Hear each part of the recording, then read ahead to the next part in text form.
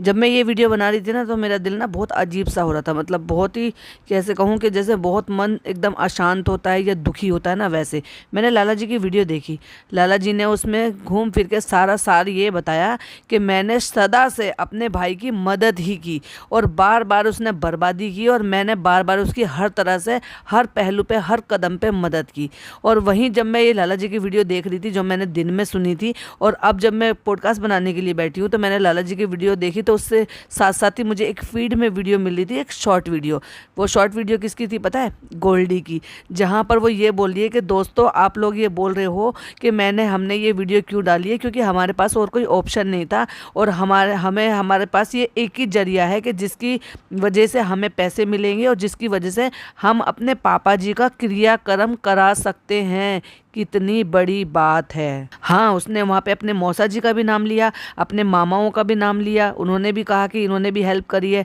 लेकिन जब कुछ ऐसी चीज़ें होती हैं, भोज होता है और भी बहुत सारी चीज़ें होती हैं, तो उसमें पैसा लगता है। और ये आप सबको पता है कि बसंती जी की किस स्थिति में वो रह रही हैं, किस स्थिति में वो पहले से थी। तो जो आखिरी वक्त में अपने भाई के या अपने भाई की बेवा के लिए या उनके बच्चों के लिए किसी भी चीज़ में काम ना आ पाएँ और 9 दिन बाद वहाँ पर पहुँचे, तो उनकी बातों पे क्या यकीन करने का दिल करेगा कि उन्होंने ज़िंदगी भर अपने भाई के लिए सब कुछ किया है। और तो और इतना बड़ा झूठ, मतलब अपना चलता चलाता ढाबा जिससे अपने घर के बच्चों को वो पाल रहे थे, जिससे अपने घर का रोज़ी रोज़गार चल रहा था, वो चलते चलते दे दिया। और उसमें कितना बड़ा झोल झाल है, आइए आपके साथ शेयर करते हैं। Hi friends, welcome back to my channel. Channel में न्यू है तो चैनल को सब्सक्राइब कर लें और साथ ही साथ बेल आइकन प्रेस कर दें, जिससे कि हमारे आने वाली वीडियो के नोटिफिकेशंस आपको पहले ही मिल जाए। अब लोग कमेंट करते थे उस दौरान, क्योंकि मैं उस दौरान इनको, बसंती जी को और अनीता जी को डीपली फॉलो नहीं करती थी, देखा ही नहीं था। मतलब मैंने कहा ना, पहले भी कभी ऐसा होता है 1-2 साल में कभी सामने एक वीडियो अनीता जी की आई तो मैंने देख ली, बस। ऐसा नहीं था कि मैं उनको इसलिए रेगुलर नहीं देखती थी तो मुझे फीड में भी नहीं मिलती थी, पर रैंडमली कभी मिल गई तो कोई वीडियो मैंने देख ली। तो उस दौरान तो मैं फॉलो करती नहीं थी जिस दौरान दीपक जी इस दुनिया से चले गए थे। लेकिन क्योंकि अब ये कंट्रोवर्सी चली है तो मैंने अब देखना भी शुरू किया, क्योंकि मैंने कहा ना कि कुछ कुछ बातें ऐसी थी जो मुझे अटपटी लगी, जो मुझे लगी कि दिमाग में कि नहीं, मुझे इस टॉपिक पर बात करनी चाहिए। सो दैट्स वाई मैंने इनके टॉपिक पर वीडियो बनानी शुरू की। अब क्योंकि जिनको आप देखने लगते हो तो उनकी पुरानी पुरानी वीडियोस, शॉर्ट वीडियो तो फीड में वो भी आने लग जाती हैं, तो उनसे और चीज़ें मिलती हैं। और यही रीज़न है कि मैंने पहले भी कहा है कि जब अनीता जी और ललित या जो भी इनकी तरफ से जो भी जितनी भी सफाई की वीडियो बनाएंगे, अपने लिए ही और अपने खुद के लिए ही अपने पैरों पर कुल्हाड़ी मारेंगे। क्यों मारेंगे? क्योंकि पास्ट में जो बोल चुके हैं उन वीडियो को तो ये हटा नहीं सकते, और ये भी नहीं पता कि कौन सी वीडियो में इन्होंने क्या बोला है और कितना सच बताया है और कितना झूठ बताया है। लेकिन पब्लिक तो पब्लिक है भाई, वो तो आज तक भी यूट्यूब पर पड़ी हुई हैं, और वो पब्लिक सब चीज़ जो डे 1 से फॉलो कर रही है उनको पता है कि क्या झूठ बोल चुके हैं, क्या सच बता चुके हैं। और जो नहीं है तो उनको भी अब क्योंकि देख रहे हैं इनकी कंट्रोवर्सी चल रही है, तो पुरानी, जैसे मुझे फीड में पुरानी वीडियोस मिल रही है रिलेटेड वीडियो, वैसे ही और लोगों को भी मिल रही है, तो और भी चीज़ों के बहुत सारे खुलासे हो रहे हैं। इसी बीच में मैं ये भी बोलना चाहूँगी कि भाई फेस वैल्यू तो वाकई अनीता जी की और लाला जी की ही है। लाला जी ने जो 3 दिन पहले वीडियो डाला भाई, वो 100K से प्लस हो चुकी है और इतने अच्छे खासे व्यूज़ आए हैं। जबकि बेटों ने वीडियो डाली वो 46K ही हुई है। फिर अनीता जी ने वीडियो डाली वो 96K हो गई। फिर बेटे ने वीडियो डाली 2K हो गई। तो भाई इससे कितना कंटेंट बना रहे हो, कितने व्यूज़ बना रहे हो? ये तो वही वाली बात हो गई, हींग लगे ना फिटकरी, रंग चोखा, बैठे बैठे आराम से अपनी मन की भड़ास निकाल लो और उससे व्यूज़ कमा लो। तो बस इसी तरह की वीडियोस आ रही हैं इनके चैनल्स पर। देह सफाई, इतनी सफाई हो रही है कि बस वो सफाई निपटने का नाम नहीं ले रही है। तो भाई लाला जी ने बहुत ही ज़्यादा आज्ञाकारी बेटे की अपनी एक स्टोरी बताई, और मुझे ऐसा लग रहा था कि जैसे मैं एक जो स्टॉक का एक शो देख रही हूँ। एग्जैक्टली हो सकता है लाला जी वहाँ गए हो तो वो मैंने वीडियो में नहीं देखा, तो वहाँ पर भी ये सारी स्टोरी बताई होगी। हाँ, इतनी लंबी नहीं बताई होगी, क्योंकि इतना किसके पास टाइम है कि यहाँ पे 44 मिनट की वीडियो डाली है। भाई ये तो अपना चैनल है, वहाँ कम डाली होगी और शॉर्टकट में बताई होगी। लेकिन मुझे लगता है कि शायद इसी तरह की वीडियो बनाई होगी और इसी तरह की बताई होगी कि मैं कितना आज्ञाकारी बेटा हूँ और मैं किस किस मुसीबत में पड़ा रहा था और मैंने कैसे कैसे करके सर्वाइव किया था। नो डाउट आपने मेहनत की है, मेहनती हो। जो देखिए भाई, जो मेहनत करेगा वो वाकई में एक जगह पर पहुंच जाएगा, क्योंकि वो ये ना धीरे धीरे धीरे धीरे अपनी चाल चलते रहो, तभी आप मंजिल तक पहुंच पाओगे। अगर आप बीच में थक हार के बैठ जाओगे तो आप कहीं पर भी नहीं जा पाओगे। ये तो कहावत पहले से चलती आ रही है। तो उन्होंने अपनी स्कूलिंग भी बता दी, फिर अपनी जॉब का भी बता दिया, फिर ये भी बता दिया दिल्ली कैसे पहुंचे, फिर ये भी बता दिया कि शादी हुई, फिर ये भी बता दिया कि बच्चे हुए, फिर ये भी बता दिया कि ढाबा कैसे खुला, फिर ये भी बता दिया कि फैक्ट्री में काम मिला, फिर ये भी बता दिया कि कैंटीन में मिला। बहुत अच्छी स्टोरी थी भाई, बहुत अच्छी। सच में बताऊं तो वाकई में ये लगा कि हाँ, वाकई में लाला जी बहुत मेहनती हैं। नो डाउट मेहनती हैं, मेहनत की हैं, लेकिन बहुत सारी बातों में झोल झाल है, क्योंकि वो समझ से परे हैं। इन्होंने ये कहा कि मेरा भाई तो शुरू से ही खदाई खेड़ा था, मतलब हमारे यहाँ देहाती में ऐसे बोल देते हैं खदाई खेड़ा, यानी कि जो हर चीज़ को बिगाड़ता ही है, उसको मतलब किसी कोई चीज़ वो सुधार ही नहीं सकता, एक तरीके से ऐसा पर्सन। पढ़ाई दीपक जी ने नहीं करी, नौकरी दीपक जी ने नहीं करी, ढाबा दीपक जी ने नहीं चलाया, कैंटीन दीपक जी ने नहीं चलाया, उसके बाद कोई और काम दीपक जी ने नहीं करा। और ऐसा बंदा जो ये सारे काम करता था और जो खुद की जिम्मेदारी नहीं उठा सकता था, तो फिर आपने रिस्पॉन्सिबिलिटी कैसे ले लिए उसकी शादी के लिए?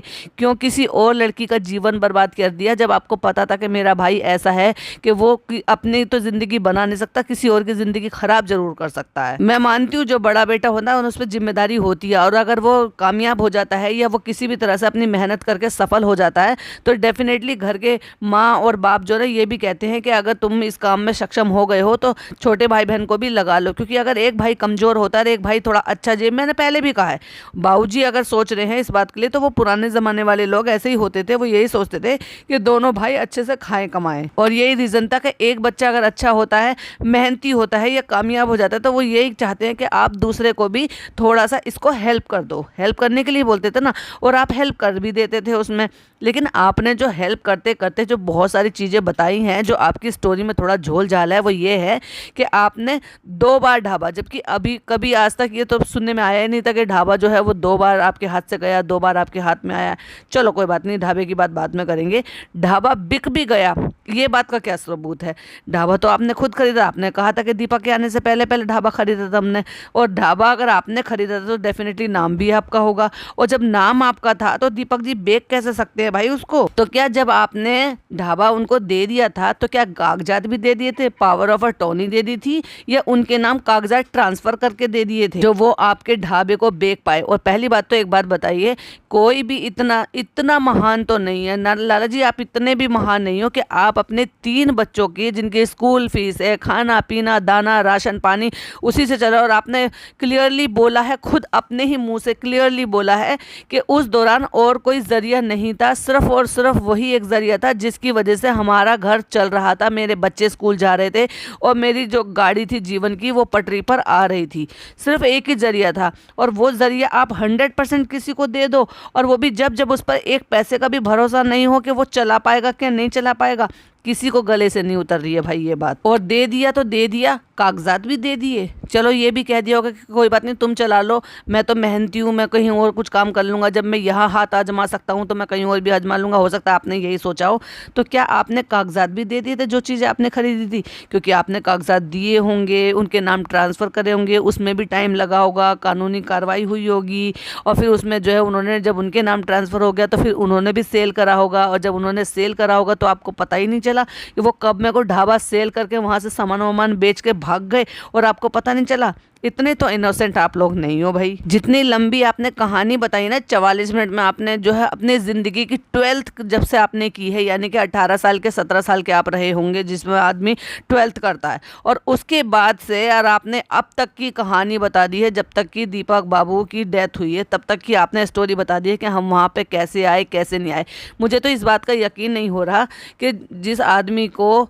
ये नहीं सूझा कि मेरा वही भाई, जिस भाई को मैं ज़िंदगी भर संभालता हुआ आया हूँ, वो इस दुनिया को छोड़कर चला गया है, और छोड़कर चला गया है तो उसके बच्चे छोटे हैं, उनको नहीं पता है, मेरे बाबूजी को भी मेरी ज़रूरत होगी और उनको भी ज़रूरत होगी। घर में जब डेथ होती है तो वो बहुत बड़ा हादसा होता है जिसमें कितने भी दिल कड़वे हो ना, वो भी सब एक हो जाते हैं, भूल जाते हैं उन सारी चीज़ों को और एक हो जाते हैं, और कितना भी ज़रूरी काम क्यों ना हो वो सब छोड़ छाड़ के भाग आते हैं। लेकिन आप तो इंतज़ार ही करते रहे कौन सी ईगो में में बैठे हुए थे आप, और आपने ये क्या सोच लिया था कि मैं बाबूजी से बोलूँगा बाबूजी हम आ जाएं? ये कौन सा तरीका था पूछने का, बाबूजी हम आ जाएं? क्यों आपको शादी में आना था, हल्दी में आना था, मंडे में आना था, दावत खाने आना था, जो आप बाबूजी से पूछोगे, बाबूजी कहेंगे कि नहीं अभी पंडाल बैठा हुआ है, अभी जब ये वाली पंडाल खाली हो जाएगा तब आके बैठना, जब जगह बन जाएगी तब आके खा के बैठना। तो ऐसे ये जो बातें हैं ना, ये सर के ऊपर से उतर रही है लाला जी, समझ में नहीं आ रहा, क्योंकि आप भी कुछ और कहते हो और आप भी कुछ और कहते हो। अब 3 दिन से लगातार बसंती जी की तरफ से कोई सफाई वाली वीडियो नहीं आ रही है, वो नॉर्मल रूटीन की वीडियो बना रही है। उन्होंने जस्ट एक कम्युनिटी लगाई थी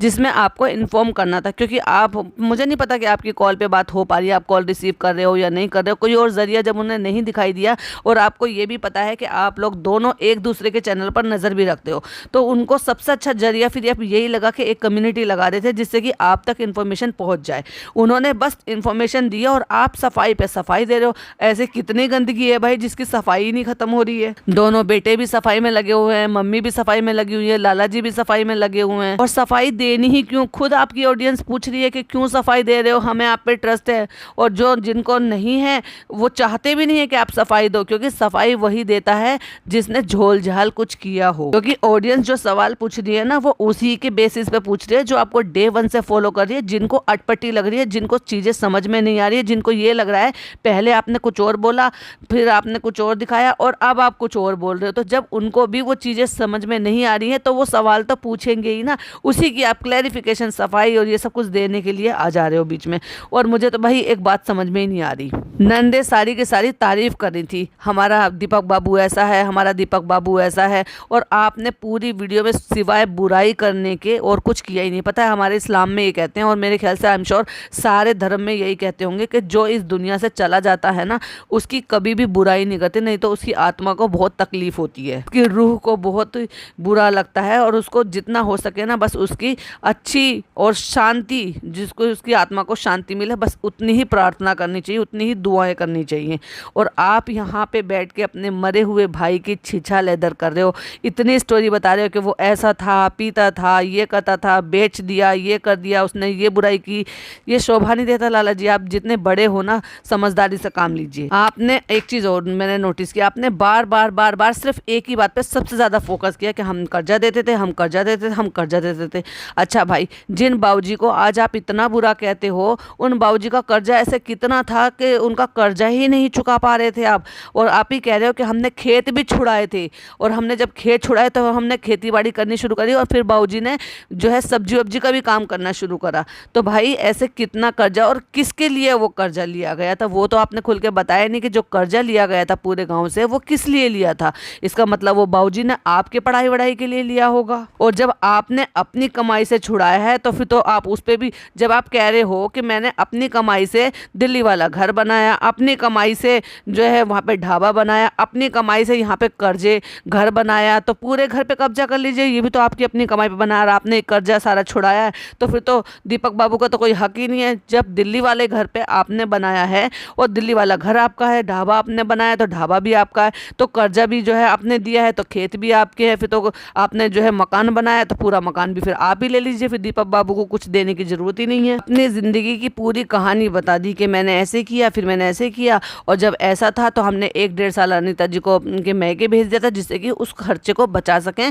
और कर्जे को दे सकें। पर आपने कर्जे के बारे में एक बार भी खोल कर ये नहीं बताया कि ऐसे कितना कर्जा था और क्यों कर्जा लिया हुआ था, और अगर कमाई से आपने कर्जा, आपने ही कमाया और आपने ही दिल्ली में घर बनाया तो वो आपका हो गया, आपने ही कमाया और आपने वहाँ पे ढाबा बनाया तो वो आपका हो गया, आपने ही कमाया और आपने ही खर्चा दिया, कर्जा उतारा, तो फिर तो खेत भी आपके हो जाने चाहिए और घर भी आपका हो जाना चाहिए पूरा। में आपने पूरा का पूरा बुराई जो बनाई दी वो अपने भाई को बना दी, उसमें अपने आप को आपने सुपर हीरो बना दिया, उसमें सबसे बड़ा विलन आपने अपने बाबूजी को दिखा दिया। क्यों बाबूजी को इतना बड़ा क्यों विलन दिखा दिया? कि भाई बाबूजी जो है ना सदा से मेरे साथ 2 हाथ करते आ रहे हैं, 2 हाथ मतलब मुझे कम और दीपक बाबू को ज़्यादा। तो कभी आपने जानने की कोशिश की है कि ऐसा क्यों है? हो सकता है कि माँ बाप की यही एक चीज़ें होती हैं कि अगर कोई हमारा बच्चा समझदार है और उसे पता है कि वो कैसे भी करके अपनी ज़िंदगी की गाड़ी को चला लेगा, और एक बच्चे पे ये ट्रस्ट है कि वो नहीं चला पाएगा, तो कहीं ना कहीं उसकी तरफ को जो ना सॉफ्ट कॉर्नर उनका होता ही है। इसलिए कभी भी आपकी फिक्र नहीं की और आपको बहुत ज़्यादा तवज्जो नहीं दी। वहीं बसंती जी की जब स्टोरी सुनी तो ये सुनी थी कि जब उन्होंने इतने साल आपके साथ काम किया और उन्होंने ये कहा कि भाई मुझे मेरा हिस्सा दो या फिर मेरे को कोई भी काम वगैरह सब कुछ करा कर दो, और आपने वहाँ पे नहीं दिया, उनकी मेहनत का भी उनको नहीं लौटाया, तो इस चलते उन्होंने अपने टेंशन में आके और ये जो भी उनके हालात रहे उन्होंने वो पीने खाना शुरू कर दिया। नो डाउट कि आप सही कह रहे हो, क्योंकि आप सही कह रहे हो कि वो बसंती जी की भी कई सारी वीडियो से ये सारी चीज़ें साबित हुई हैं कि बाद में दीपक जी की बहुत सारी आदतों से पूरा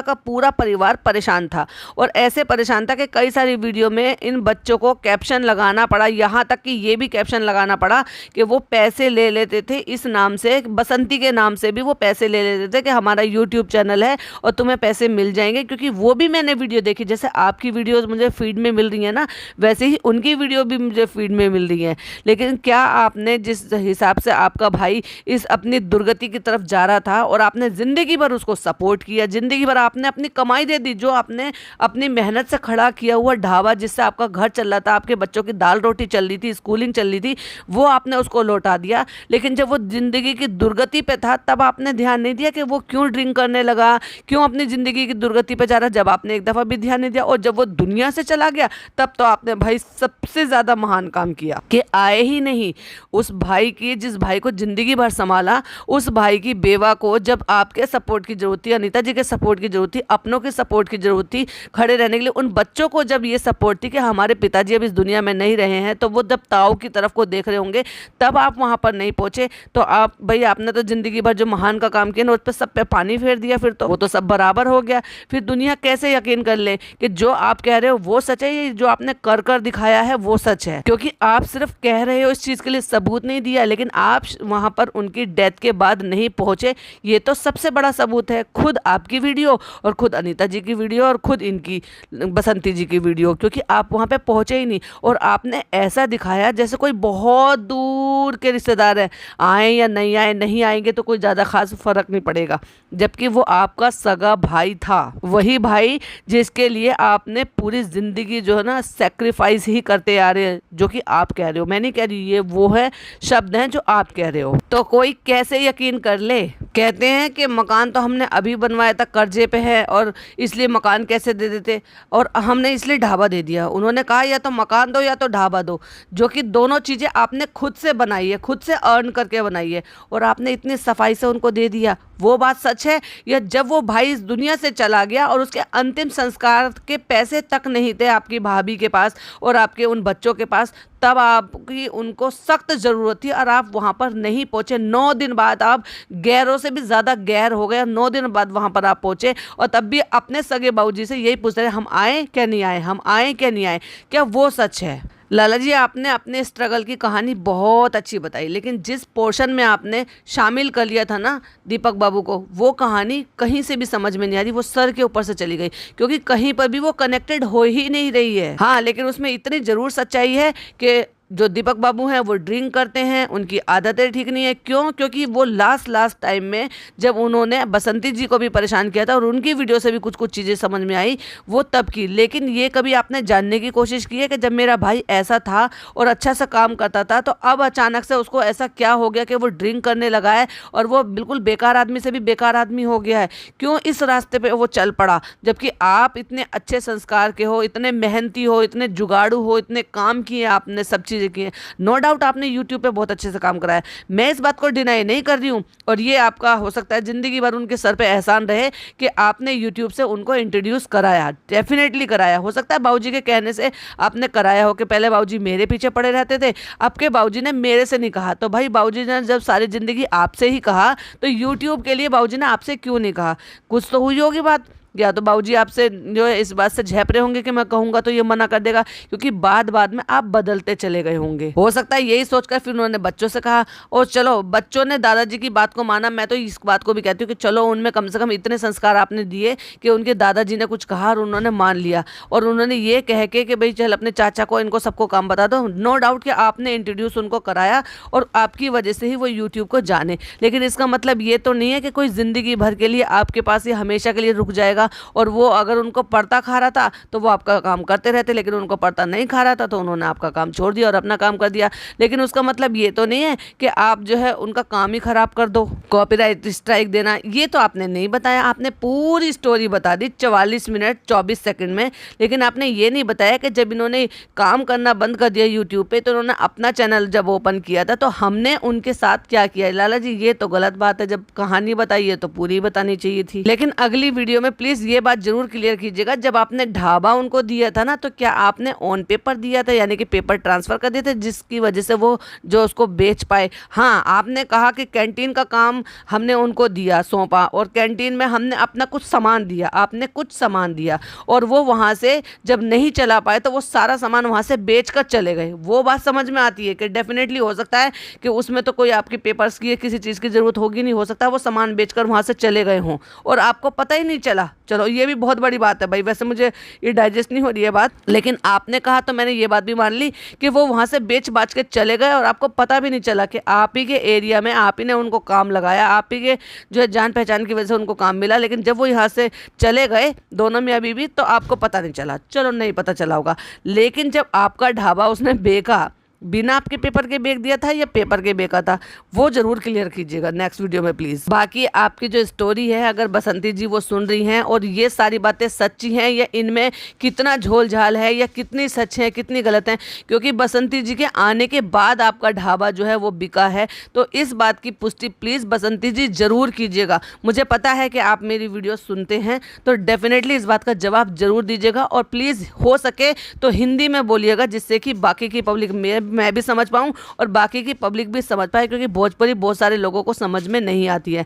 तो प्लीज़ इस बात को जरूर क्लियर कीजिएगा कि जो लाला जी ने ये सारी बातें बोली हैं क्या उन बातों में कितनी सच्चाई है। क्या वाकई में आपने जो कैंटीन वाला काम था वो तबाह कर दिया था, उसका सामान बेच दिया था वहाँ से? क्या आपने कोई भी हक ना होते हुए दिल्ली वाला घर मांगा था? क्या आपने ढाबा बेच दिया था? क्या आप वहाँ से सामान बेच बाच के महाराष्ट्र भाग गए थे? क्या वहाँ पर भी जैसे इनकी बुआ कहती हैं दंगे फसाद आप करते थे, लड़ाई झगड़े आप करते थे? तो अगर मेरी वीडियो आप तक पहुँच रही है तो प्लीज़ इस बात को जरूर क्लियर कीजिएगा, और मुझे इंतजार रहेगा और आई एम श्योर मेरे व्यूवर्स को भी इस बात का इंतजार रहेगा कि बसंती जी ये सारे एलिगेशन का जरूर रिप्लाई करें। चलिए इसी के साथ वीडियो एंड करती हूँ। आई होप आपको वीडियो पसंद आई हो तो लाइक शेयर कीजिएगा, चैनल पे पहली बार आए हैं तो सब्सक्राइब कीजिएगा। फिर मिलती हूँ एक और नई वीडियो के साथ। टिल देन बाय बाय, अल्लाह हाफिज, टेक केयर।